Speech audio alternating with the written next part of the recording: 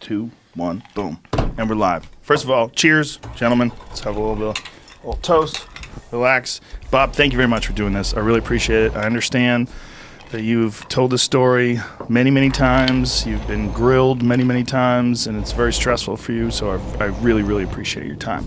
For people who don't know the story, there's a documentary. Jeremy Corbell has a documentary out right now. It's called Bob Lazar, Area 51 and UFOs. And Flying Saucers. And Flying Saucers. Bob Lazar, Area 51 and Flying Saucers. Okay.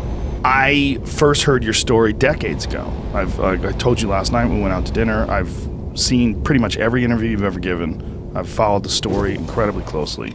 But for people who don't know the story, let's give them the bullet points. You used to work at Area 51. In Area 51, you went like, huh? Well, we want to be accurate. Okay. Area S4. S4. Okay. It's about 15 miles south of Area 51. Okay. But, you worked in how would you describe it? I guess within the Area 51 compound. You can call that a subset of Area 51. And you got that job. Before that, you were working...